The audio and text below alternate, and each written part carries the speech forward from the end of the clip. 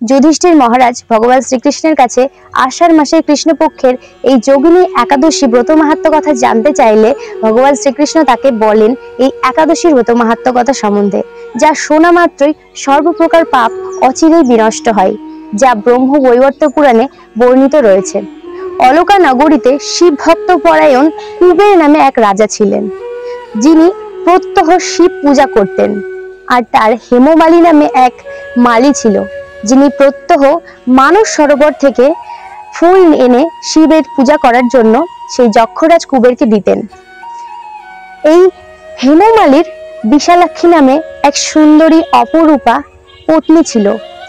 আর এই হেমমালী সেই পত্নীর প্রতি অত্যন্ত আসক্ত ছিল। এইভাবে চলতে চলতে একদিন হেমমালী তার স্ত্রীর প্রতি এতটাই কামাসক্ত হয়ে পড়েছিল যে সে রাজভবনে যেতে ভুলেই গেল।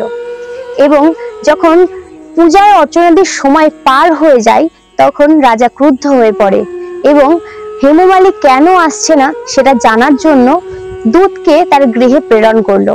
এবং দূত সেখানে গিয়ে খবর নিয়ে আসার পর রাজাকে বললেন যে মহারাজ, এই হেমমালী তার স্ত্রীর প্রতি এতটাই আনন্দে মত্ত হয়ে আছে যে রাজভবনে আসতে ভুলেই গেছে। যখন রাজা দূতের মুখ থেকে এই কথা শুনতে পেলেন তখন তিনি অত্যন্ত ক্রোধান্বিত হয়ে পড়লেন। আবার এদিকে যখন হেমমালী বুঝতে পারলেন যে রাজ দরবারে যেতে অনেকটা দেরি হয়ে গেছে তখন সে অত্যন্ত ভয় পেয়ে গেলেন এবং সে স্নান না করেই রাজ দরবারে গিয়ে পৌঁছালেন। এমনিতেই রাজা কুবের অত্যন্ত রাগান্বিত হয়েছিলেন আর সেই মুহূর্তে হেমমালীকে দেখে তিনি অত্যন্ত ক্রোধান্বিত চোখে তাকে অভিশাপ প্রদান করলেন, হে পাপিষ্ঠ দুরাচারী, তুমি পূজার ফুল নিয়ে আসতে অবাধ্যতা করেছো, তোমাকে আমি এখনই শাপ দিচ্ছি, তোমার এখনই শ্বেত কুষ্ঠ রোগ হোক এবং তোমার প্রিয়তমা ভার্যার সাথে তোমার চির বিয়োগ সংগঠিত হোক, এখনই তুমি এই স্থান ত্যাগ করে তোমার অধোগতি হোক।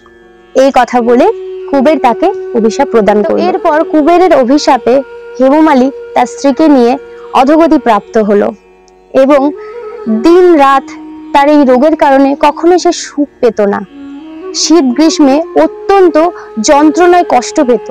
কিন্তু হেমমালী দীর্ঘদিন মহাদেবের পূজার জন্য ফুল অর্চনাদি নিয়ে আসলেও সে কিন্তু কখনো মহাদেবের শরণাপন্ন হয়নি।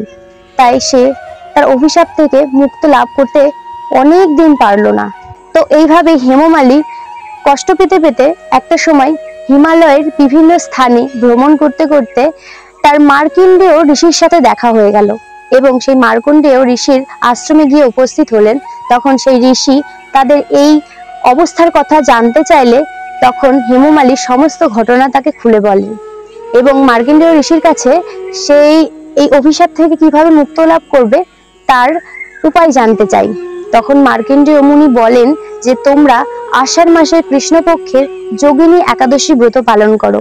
এই একাদশী ব্রত পূর্বের সমস্ত পাপ থেকে মুক্তি প্রদান করে এবং সমস্ত অভিশাপ থেকেও মুক্তি লাভ করতে সাহায্য করে। তাই তোমরা এই একাদশী ব্রত অবশ্যই পালন করো। তারপর হেমমালী সেই মার্কণ্ডেয় ঋষির কথা শুনে তার কথা মতো যোগিনী একাদশী ব্রত পালন করলেন এবং সেই একাদশী ব্রত পালন করার ফলে তিনি অভিশাপ থেকে মুক্ত হলেন এবং তার পত্নী সহ সুখে আনন্দে দিন যাপন করতে লাগলেন। তো এতক্ষণ আপনারা আষাঢ় মাসের কৃষ্ণপক্ষের যোগিনী একাদশীর ব্রত মাহাত্ম্য কথা সম্বন্ধে জানলেন। এই একাদশী ব্রত মাহাত্ম্য কথা সম্বন্ধে যদি আপনাদের জেনে ভালো লেগে থাকে তাহলে অবশ্যই লাইক, কমেন্ট, শেয়ার, সাবস্ক্রাইব করে দেবেন। আর ভিডিওটি শেষ করার আগে সকলে মিলে একবার বলুন জয় শ্রীকৃষ্ণ, হরি বল, রাধে রাধে।